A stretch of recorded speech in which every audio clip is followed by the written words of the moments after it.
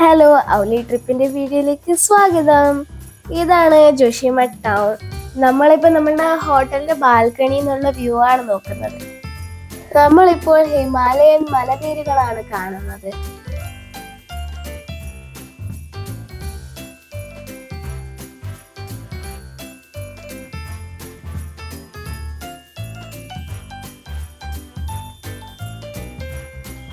നല്ല മരം കോച്ചുന്ന തണുപ്പും ശാന്തമായ അന്തരീക്ഷം. അങ്ങ് ദൂരെ 2-3 മഞ്ഞു മലകളും കാണാം. ഇന്ന് ജീവിതത്തിൽ ആദ്യമായിട്ട് മഞ്ഞ് കാണുന്നതിന്റെ ആവേശത്തിലാണ് നമ്മളെല്ലാവരും.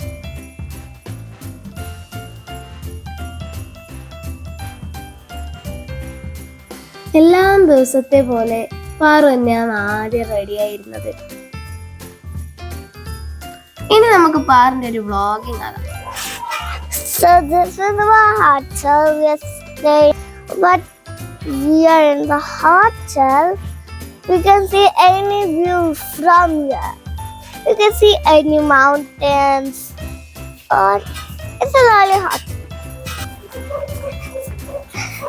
This is the way we can see anything. This is the way you can see the mountains. It's a lovely view we can see from here. Every homes are in the mountain. And there's a mountain that is no one. You're going to have some dinner. Let's see Auntie Angel's house.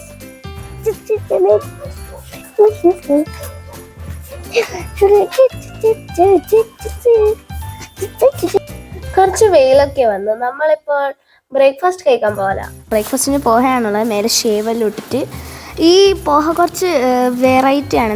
ചോളം capsicum ഇട്ടിട്ടുണ്ട് extra ആയിട്ട്.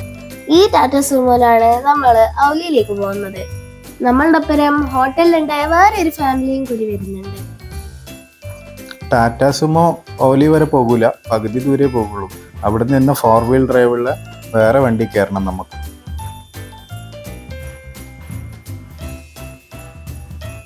നമ്മളിപ്പോ ഇറങ്ങിയിരിക്കുന്നു ഔലിയിലേക്ക് പോകാൻ. ഞാനും പാറും അമ്മ ബാക്കില്. ഔലിയിലേക്ക് പോകാൻ കേബിൾ കാറുമുണ്ട്. പക്ഷെ ഇന്ന് ഉത്തരാഖണ്ഡിൽ ഇലക്ഷൻ ആയതുകൊണ്ട് പിന്നെ അതെല്ലാം ലീവിലാണ്. ജോഷിമട്ടിന്ന് ഓലിയിലേക്ക് ഏകദേശം 9-10 കിലോമീറ്റർ ദൂരമുണ്ട്. പക്ഷെ ആ കേബിൾ കാറിൽ പോയി കഴിഞ്ഞാൽ വെറും 4 കിലോമീറ്റർ ദൂരമേ ഉള്ളൂ. മാത്രമല്ല നല്ല മനോഹരമായ കാഴ്ചകളും കാണാൻ പറ്റും. ടാറ്റ സുമോ നമ്മളെ ഇവിടെ ഡ്രോപ്പ് ചെയ്തു. ഇനി നമ്മളെ പിക്ക് ചെയ്യാൻ വേറെ ഒരു വണ്ടി വരും. ഇതാണ് ഇനി നമുക്ക് യാത്ര ചെയ്യേണ്ട മാരുതി ജിപ്സി. ഇത് മിലിറ്ററിയിൽ മാത്രം ഉണ്ടാകുന്ന വണ്ടിയാണ്. ഇത് മിലിറ്ററിക്കാർ കണ്ടം ചെയ്യുമ്പം ഇവർ പ്രൈവറ്റുകാരെടുത്ത് ഓടിക്കുന്ന വണ്ടിയാണ്. ഇത് 4 വീൽ ഡ്രൈവ് ആണ്. 4 വീൽ ഡ്രൈവ് വണ്ടികൾക്ക് അങ്ങോട്ട് കയറിപ്പോകാൻ പറ്റുള്ളൂ എന്നാണ് പറയുന്നത്. അപ്പോൾ കൂടെ നമ്മുടെ കൂടെ ഹോട്ടലിലുണ്ടായിരുന്ന മറ്റൊരു ഫാമിലിയും ഉണ്ട്. നമ്മളെല്ലാവരും കൂടിയാണ് പോകുന്നത്. ഈ വീഡിയോയിൽ കാണുന്ന അങ്കിളും ആൻറ്റിയും കൂടി ഞങ്ങളുടെ കൂടെ ഉണ്ട്. അങ്കിള് എയർഫോഴ്സിൽ നിന്ന് റിട്ടയർ ആയ ആളാണ്. അതുപോലെ പീതാംബരേട്ടനും ഡിഫൻസിൽ നിന്ന് റിട്ടയർ ആയാണ്. ഓലിയിലേക്ക് പോകാൻ ജോഷിമട്ടിന്ന് കേബിൾ കാറാണ് ഏറ്റവും ബെസ്റ്റ്. അത് വളരെ നല്ല വ്യൂ, പൈൻ മരങ്ങളും ഓക്ക് മരങ്ങളും അതുപോലെ മഞ്ഞ് മലകളൊക്കെ കണ്ടുകൊണ്ട് യാത്ര ചെയ്യാം. അതല്ലെങ്കിൽ 800 മീറ്റർ ദൂരത്തേക്ക് പോകുന്ന ഒരു ചെയർ ലിഫ്റ്റും ഉണ്ട്. അത് രണ്ടും കിട്ടിയില്ലെങ്കിൽ മാത്രമേ നമ്മൾ ബൈ റോഡ് പോകാൻ പാടുള്ളൂ. മാത്രമല്ല ബൈ റോഡ് ചിലവും കൂടുതലാണ്. നമുക്ക് ഏതായാലും ആ എക്സ്പീരിയൻസിന് വേണ്ടി വീണ്ടും ഒരു പ്രാവശ്യം ഓലിയിലേക്ക് വരേണ്ടി വരും. വഴിയിൽ ഒരു സ്ഥലത്ത് നിർത്തി നമ്മൾ ഷൂസ്, മഞ്ഞിൽ ധരിക്കാനുള്ള ഷൂസ് വാടകയ്ക്ക് എടുക്കാനുള്ള പരിപാടിയാണ്. ഈ ഷൂസിന് 100 രൂപയാണ് ഒരു പെയറിന് വാടക. അതുപോലെ അവിടെ കുത്തി നടക്കാനുള്ള വടിയുണ്ട്, വടിക്ക് 50 രൂപ. അപ്പോൾ കുറച്ച് ഷൂസും വടികളൊക്കെ വാങ്ങി നമ്മൾ അവിടുന്ന് പുറപ്പെട്ടു. ഈ ജോഷിമട്ടും ഔലി എല്ലാം തന്നെ വരുന്നത് ഉത്തരാഖണ്ഡിലെ ചമോലി ജില്ലയിലാണ്. അതുപോലെ ഈ ഓലി എന്ന് പറയുന്നത് 2800 മീറ്റർ ഉയരത്തിൽ സ്ഥിതി ചെയ്യുന്ന ഒരു പർവ്വതമാണ്. അതുകൊണ്ട് തന്നെ ഓലിയിൽ പോയി കഴിഞ്ഞ് കഴിഞ്ഞാൽ നല്ല ഹിമാലയ പർവ്വതങ്ങളുടെ നല്ല വ്യൂ ആണ് കിട്ടുന്നത്. ഇന്ത്യയിലെ ഏറ്റവും ഉയർന്ന രണ്ടാമത്തെ കൊടുമുടിയായ നന്ദാദേവി നമുക്ക് ഓലിയിൽ നിന്ന് കാണാൻ പറ്റും. ഒന്നാമത്തെ കൊടുമുടി കാഞ്ചൻജംഗയാണല്ലോ. പിന്നെ അതുപോലെ തന്നെ കാമേദ്, ദ്രോണഗിരി, തൃശ്ശൂർ എന്ന് പറയുന്ന കൊടുമുടികളും നമുക്ക് ഓലിയിൽ നിന്ന് കാണാൻ പറ്റും. അതിന് ഓലിയിൽ എത്തിയതിന് ശേഷം 360 ഡിഗ്രി വ്യൂ പോയിന്റ് എന്ന് പറഞ്ഞ സ്ഥലത്തേക്കൊരു 3 കിലോമീറ്റർ ട്രക്കിംഗ് ചെയ്തിട്ട് പോകണം. ഓലിയെ നാഷണൽ സ്കീയിങ് ക്യാപിറ്റൽ എന്നും അറിയപ്പെടും. സ്കീയിങ് എന്ന് പറഞ്ഞാൽ അറിയില്ലേ, ആ ഒരു ചെറാപ്പല പോലത്തെ സാധനത്തുമ്മൽ ചവിട്ടിയിട്ട് 2 വടിയും കുത്തി മഞ്ഞിലൂടെ നിരങ്ങി നീങ്ങുന്ന പരിപാടിയില്ലേ, അതാണ് സ്കീയിങ് എന്ന് പറയുന്നത്. ആ സ്കീയിങ്ങിൻ്റെ ഒരു പ്രധാനപ്പെട്ട സ്ഥലമാണ് ഓലി ഇന്ത്യയിൽ. കാരണം അതിനായിട്ടുള്ള പ്രത്യേക ഒരു ആർട്ടിഫിഷ്യൽ ലേക്കും, അതുപോലെ ആ ആർട്ടിഫിഷ്യൽ ലേക്കിൽ നിന്നുള്ള വെള്ളത്തെ ചെറിയ ചെറിയ കണികകളാക്കി ഫാനിലൂടെ ബ്ലോ ചെയ്ത് കൃത്രിമമായിട്ട് സ്നോ ഉണ്ടാക്കാനുള്ള സെറ്റപ്പും അവിടെയുണ്ട്. മാത്രമല്ല ഓലിയിലെ കുന്നുകളുടെ സ്ലോപ്പ് അത് സ്കീയിങ്ങിന് പറ്റിയ സ്ലോപ്പുകളാണ് എന്നാണ് പറയുന്നത്. ഈ റോഡിലെത്തിയപ്പോഴാണ് 4 വീൽ ഡ്രൈവ് വണ്ടി എന്തിനാണ് വേണമെന്ന് പറഞ്ഞതെന്ന് മനസ്സിലായത്.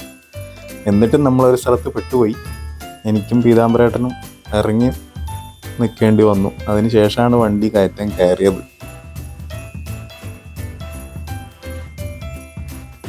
ഓലിയിൽ ഇപ്പം നമ്മൾ തണുത്ത സീസണിലാണ് വന്നിരിക്കുന്നത്. അപ്പോഴാണ് ഈ കാഴ്ചകൾ.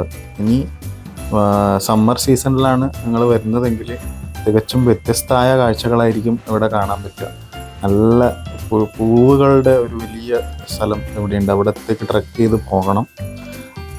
അതുപോലെ നല്ല പച്ചപ്പണിഞ്ഞ് നിൽക്കുന്ന കുന്നുകളായിരിക്കും ഇത്. ഈ വേനൽക്കാലത്ത് തണുപ്പ് അന്നേരം ഉണ്ടാകും, പക്ഷേ ഇത്രയും ഉണ്ടാവില്ല എന്ന് മാത്രം.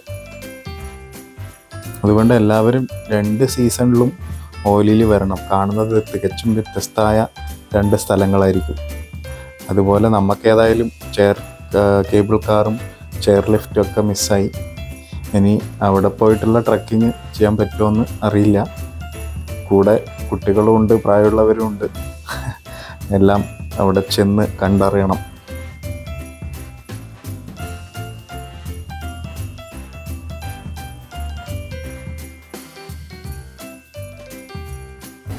ഇപ്പം നമ്മൾ ഔലിയിൽ എത്തിയിരിക്കുന്നു. നമ്മളിപ്പോൾ ആർട്ടിഫിഷ്യൽ ലേക്കിൻ്റെ മുമ്പിലാണ് നിൽക്കുന്നത്. ആർട്ടിഫിഷ്യൽ എന്ന് പറയുമ്പോൾ തന്നെ നിങ്ങൾക്ക് അതിൻ്റെ സെറ്റ് മനസ്സിലാവും. ഹ്യൂമൻ മെയ്ഡ് ലേക്കാണിത്. ഇതാണ് നേരത്തെ പറഞ്ഞ ആർട്ടിഫിഷ്യൽ ലേക്ക്. ഈ ആർട്ടിഫിഷ്യൽ ലേക്കിൽ നിന്ന് സ്നോ ഗണ്ണിലൂടെ വെള്ളം ചീറ്റിയിട്ടാണ് കൃത്രിമമായി സ്നോ ഉണ്ടാക്കുന്നത്. പതിവ് പോലെ പാറു എൻ്റെ തലയിൽ കയറി. ഇത് ഹൈ ആൾട്ടിറ്റ്യൂഡിൽ പാറിനെ അടുത്ത് നടക്കുന്നത് ഒരു ചലഞ്ച് തന്നെയായിരുന്നു. അങ്ങനെ സ്നേഹപൂർവമുള്ള നിർബന്ധത്തിന് വഴങ്ങി വടിയൊക്കെ കൊടുത്തപ്പോൾ പാറ നടക്കാൻ തുടങ്ങി.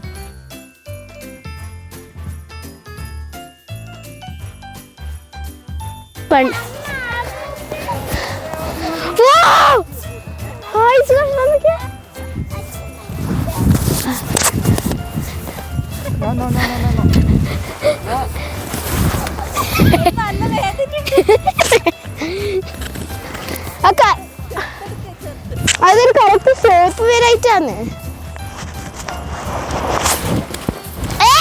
അല്ല ചന്തിക്കുട്ടി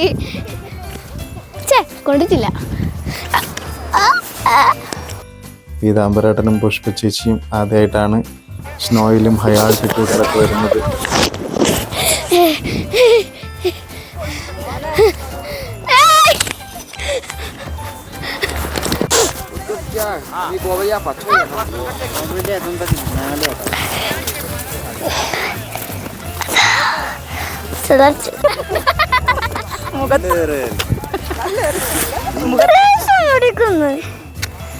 ചാടല്ലേ ചാട് ചാട് അതൊന്നും എടുക്കുന്നില്ല.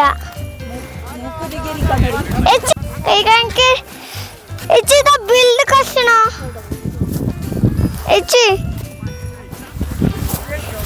അച്ഛൻ്റെ ചാടട്ട്.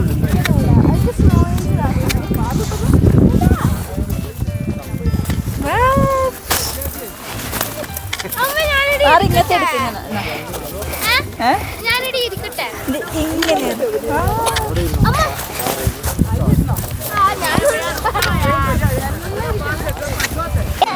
ഞാനും പാറുവാണ് ആ നെരുങ്ങി വരുന്നത് കേട്ടോ.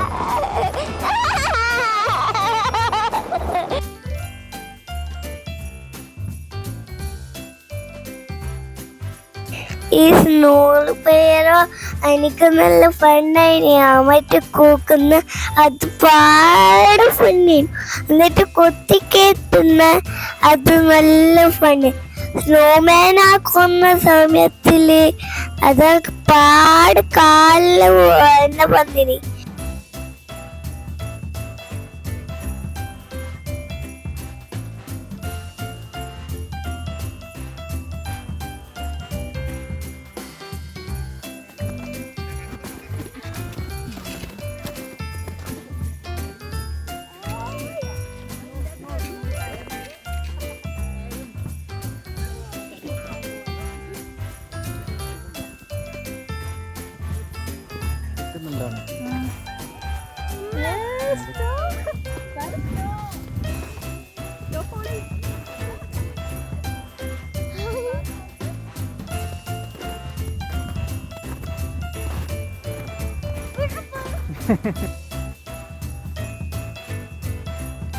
ആ പാറ നടന്നു പോകുന്നുണ്ട്. അതിന്റെ ബാക്കിൽ കാണുന്നതാണ് കേബിൾ കാർ വന്ന് സ്റ്റോപ്പ് ആകുന്ന സ്ഥലം. ഇവിടെ നിന്ന് 360 ഡിഗ്രി വ്യൂയിലേക്ക് പോകണമെങ്കിൽ ആ കാട്ടിലൂട്ട് ഇനി 3 കിലോമീറ്റർ ട്രക്കിംഗ് ചെയ്യാനുണ്ട്. ഇതാണ് ഇവിടെ സ്കീം ചെയ്യാൻ വന്ന ആൾക്കാർ, ആ മഞ്ഞ കോട്ടിട്ട് കാണുന്ന ആൾക്കാർ. അവരതിന്റെ ഗൈഡോ ടീച്ചേഴ്സോ മറ്റോ ആണെന്ന് തോന്നുന്നു. ബാഗ് സ്റ്റുഡൻസ് അവർ 2 സ്കീം ബോർഡും എടുത്ത് നടക്കുന്നുണ്ട്. ഏച്ചിന്റെ കാലില് ഐസ് കയറിയോണ്ട് ഏച്ചിന്റെ കാലില് ചോറ് പോലത്തെ വന്നു. ഞാനിങ്ങനെ കുത്തുമ്പോ അമ്മ സ്നോമാൻ ആക്കുന്നുണ്ടേനു. എന്നിട്ട് എന്തായാലും ഞാൻ അമ്മേനെ കുറച്ച് സമയം ഹെൽപ്പ് ചെയ്യുന്നുണ്ടേനു.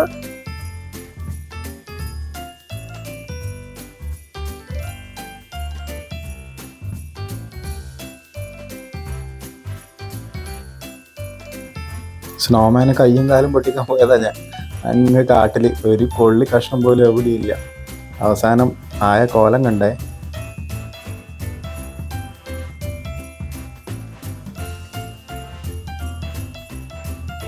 കഷ്ടപ്പെട്ടാക്കിയിട്ട് ഫോട്ടോ എടുക്കാനാകുമ്പോഴത്തേക്കോളം എത്തിനിട്ടാ. കൊള്ളി കഷ്ണം കണ്ട കയ്യും കാലും ആക്കി. പിന്നെ മൂക്കും കണ്ണെല്ലാം പിന്നെ നുറുക്കിൻ്റെ കഷ്ണം, വേറൊരു സാധനം അവിടെ കിട്ടാനില്ല. അങ്ങനെ നമ്മൾ തിരിച്ചു. ലച്ചുവിനും പാറുവിനും കാല് നല്ലോണം വേദന എടുക്കാൻ തുടങ്ങി. കാലിൻ്റെ ഉള്ളിൽ ഐസ് പോയിട്ട്. പിന്നെ 3 കിലോമീറ്റർ ട്രക്കിംഗ് ചെയ്ത് പോയി 360 ഡിഗ്രി പോയിന്റിൽ എത്താനുള്ള ധൈര്യം ആർക്കും കണ്ടില്ല. അപ്പോൾ പിന്നെ തിരിച്ചു പോകാൻ വിചാരിച്ചു. മാത്രമല്ല നമ്മൾ ഗൈഡിനെ ആക്കാത്തതുകൊണ്ട് പ്രധാനപ്പെട്ട വ്യൂ പോയിന്റുകൾ എന്തൊക്കെയാണെന്ന് മനസ്സിലാക്കാനും പറ്റിയില്ല. പക്ഷേ ഗൈഡിനെ ആക്കിയാലും നഷ്ടമാകുമായിരുന്നു. കാരണം നമ്മൾ ഏതായാലും ആ ട്രക്കിംഗ് ഒന്നും ചെയ്യാതെ വെറുതെ ഇവിടെ മാത്രം കറങ്ങുന്നതിന് ഗൈഡിൻ്റെ ആവശ്യമില്ലായിരുന്നു. അപ്പോൾ നിങ്ങളൊക്കെ പോവുകയാണെങ്കിൽ തീർച്ചയായും ഗൈഡിനെ ആക്കുക. അല്ലാതെ വെറുതെ പോയിട്ട് നോക്കി കണ്ടു വന്നുകൊണ്ട് കാര്യമില്ലല്ലോ. എന്തൊക്കെയാണ് നമ്മൾ കാണുന്നതെന്ന് മനസ്സിലാക്കണമെങ്കിൽ ഗൈഡിനെ തീർച്ചയായും വെക്കണം. ചിക്കൻ തന്തൂരി മലയാളികളുടെ തനതായ ഭക്ഷണത്തിൻ്റെ ഭാഗമായതുകൊണ്ട് അത് നമ്മൾ ഒരിക്കലും ഒഴിച്ചു നിർത്താറില്ല. ഇതാണ് ചിക്കൻ ഷീഖ് കബാബ്. അതും അതിൻ്റെ കൂടെ ഒരു അലങ്കാരത്തിന് വാങ്ങിയതാണ്. അപ്പോൾ ചിക്കൻ ഷീഖ് കബാബ് ഫോർക്ക് കൊണ്ട് എങ്ങനെ കഴിക്കാം എന്ന് കൊച്ചു കുട്ടികൾക്ക് മനസ്സിലാക്കി കൊടുക്കുകയാണ് പാറു. അപ്പോൾ അതിനുള്ള ശ്രമത്തിൽ അവളെ സ്പൂണും ഫോർക്കും പിന്നെ അമ്മ ഫോർക്ക് ഉപയോഗിച്ചിട്ട് സഹായിക്കുന്നുണ്ട്. കൊച്ചുകുട്ടികളെ അമ്മമാർക്ക് സഹായിക്കുന്നതുകൊണ്ട് പ്രശ്നമൊന്നുമില്ല. ഇപ്പോൾ ഈ ഒരു ഫോർക്ക് ഉപയോഗിച്ച് ഷീഖ് കബാബ് കട്ട് ചെയ്യുന്നതിൽ പാറു വിജയിക്കും എന്ന് തന്നെ നമുക്ക് പ്രതീക്ഷിക്കാം. പാറു ആദ്യമായിട്ടാണ് അവളത് സക്സസ്ഫുള്ളായി അത് കട്ട് ചെയ്തിരിക്കുകയാണ്. ഇങ്ങനെയാണ് കുട്ടികൾ ഫോർക്ക് ഉപയോഗിച്ച് ഷീഖ് കബാബ് കഴിക്കേണ്ടത്. Very good Paru. ഭക്ഷണമൊക്കെ കഴിച്ച് എല്ലാവരും സുഖമായിട്ട് കിടന്നുറങ്ങി. പിന്നെ വൈകുന്നേരം കുറച്ച് ജോഷിമ ടൗണിലൊക്കെ കറങ്ങി. പിറ്റേ ദിവസം രാവിലെ 8:30-9 മണിയോടുകൂടി നമ്മൾ ജോഷിമഠിൽ നിന്നും ഋഷികേശിലേക്ക് തിരിച്ചു. അങ്ങനെ ജോഷിമഠിനോട് നമ്മൾ തൽക്കാലത്തേക്ക് വിട പറയുകയാണ്. ജോഷിമഠിൽ വരുമ്പോൾ പോകാൻ പറ്റുന്ന ഒരു സ്ഥലമാണ് ബദ്രിനാഥ്. പക്ഷേ ബദ്രിനാഥിലേക്ക് ഇവിടുന്ന് 40 കിലോമീറ്റർ ദൂരം മാത്രമേ ഉള്ളൂ. പക്ഷേ ബദ്രിനാഥ് അമ്പലം വിൻ്റർ സീസണിൽ മുഴുവൻ അടച്ചിരിക്കും. അപ്പോൾ ബദ്രിനാഥിലുള്ള മൂർത്തി ജോഷിമഠിലുള്ള നരസിംഹ ടെമ്പിളിലേക്കാണ് മാറ്റുന്നത്. അവിടെയാണ് പിന്നെ അതിൻ്റെ പൂജകളൊക്കെ നടക്കുന്നത്. അമ്പലം തുറന്നു കഴിഞ്ഞാൽ വീണ്ടും ബദ്രിനാഥിലേക്ക് കൊണ്ടുപോകും. ഫെബ്രുവരി മാർച്ചോടുകൂടി ആയിരിക്കും മിക്കവാറും തുറക്കുന്നത്. അത് ആ ഓരോ സമയത്തിനനുസരിച്ച് വ്യത്യാസപ്പെട്ടിരിക്കും. പിന്നെ ഈ ജോഷിമഠിൻ്റെ ഒരു ഉത്ഭവം എന്ന് പറഞ്ഞു കഴിഞ്ഞാൽ ജോഷിമഠിൻ്റെ യഥാർത്ഥ പേര് ജ്യോതിർമഠ് എന്നാണ് പറയുന്നത്. അത് പിന്നെ മാറി മാറി ജോഷിമഠ് എന്ന പേരിലായതാണ് എന്നാണ് പറയുന്നത്. അതിൻ്റെ പിന്നിലുള്ള കൈ ആരുടേതാണെന്ന് പറഞ്ഞാൽ നിങ്ങളൊക്കെ അത്ഭുതപ്പെടും. മറ്റാരുമല്ല, നമ്മുടെ സ്വന്തം ആദിശങ്കരാചാര്യ. ഇങ്ങേര് എത്തിപ്പെടാത്ത സ്ഥലമില്ല എന്ന് എനിക്ക് തോന്നുന്നു. പണ്ട് മൂകാംബികയിൽ നിന്ന് കുടജാദ്രിയിലേക്ക് ട്രക്കിങ്ങിന് പോയപ്പോൾ അത്ഭുതപ്പെട്ടു പോയി. ആ കാലത്ത് ഈ മനുഷ്യൻ എങ്ങനെ ഈ കുടജാദ്രി വരെ കയറി വന്ന് അവിടെ ദേവിയെ തപസ് ചെയ്തു എന്നൊക്കെയാണ് പറയുന്നത്. അതുപോലെ ഈ ആദിശങ്കരാചാര്യ ഇവരുടെ മഠത്തിൻ്റെ ഇന്ത്യയുടെ 4 ഭാഗത്ത് ഇവർക്ക് മഠങ്ങളുണ്ടല്ലോ. ചാർ മഠ് എന്നാണ് അവർ പറയുന്നതെന്ന് തോന്നുന്നു. ആ 4 മഠങ്ങൾ, ഒന്ന് ശൃംഗേരിയിലെ പിന്നെ ശാരദാപീഠം, അതുപോലെ ഗുജറാത്തിലെ ദ്വാരകയിലെ ശാരദാപീഠം, അതുപോലെ കിഴക്ക് വശത്ത് ഒറീസയിലെ പുരിയിലെ ഗോവർദ്ധൻ പീഠം, പിന്നെ വടക്ക് വശത്തുള്ള ജോഷിമഠിലെ ഈ ജ്യോതിർമഠ് ആണ് 4ാമത്തെ. അപ്പോൾ ഈ പേര് വന്നത് നമ്മുടെ കിലുക്കത്തിൽ പിന്നെ മോഹൻലാൽ രേവതിയോട് പറയുന്നില്ലേ, ആ കുന്നിൻ്റെ മുകളിൽ പോയിട്ട് ഇവിടെ നിന്നാൽ ജ്യോതി കാണാൻ പറ്റുന്നു. അതുപോലെ ഇവിടെ വന്ന് തപസ് ചെയ്ത് ആ ജ്യോതി പ്രത്യക്ഷപ്പെട്ടു എന്നാണ് പറയുന്നത്. ജ്യോതിയുടെ ദർശനം കിട്ടിയ ഒരു പ്രത്യേക വെളിച്ചം, ആ വെളിച്ചം കണ്ടതുകൊണ്ടാണ് ആ സ്ഥലത്തിന് ജ്യോതിർമഠ് എന്ന പേര് വന്നത്. അതിൻ്റെ പേരിലാണ് അദ്ദേഹം അവിടെ ആ മഠം സ്ഥാപിച്ചത്. അപ്പോൾ കിലുക്കത്തിലെ നന്ദിനിയെ പോലെ അദ്ദേഹം ഗിവ് അപ്പ് ചെയ്തില്ല. അദ്ദേഹം പെർസിസ്റ്റ് ചെയ്ത് ജ്യോതിയെ പ്രത്യക്ഷപ്പെടുത്തി. അപ്പം അങ്ങനെയാണ് ജ്യോതിർമഠ് എന്ന പേര് വന്നത്.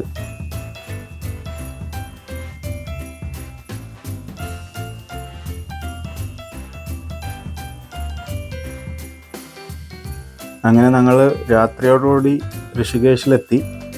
അവിടെ എൻ്റെ കേരളം എന്ന് പറഞ്ഞിട്ടൊരു ഹോട്ടലുണ്ട്, ഒരു തമിഴൻ നടത്തുന്ന മലയാളി ഹോട്ടൽ. പക്ഷേ പേരും ഇതൊക്കെ കണ്ടപ്പോൾ കയറി കഴിച്ചെങ്കിലും വലിയ ടേസ്റ്റൊന്നും ഉണ്ടായിരുന്നില്ല. നല്ല പൈസയും, 600 രൂപയും കണ്ട ഒരു ഇലയ്ക്ക് വാങ്ങിയത്. എന്തോ കഴിച്ചു പോയി നയിപ്പോയി.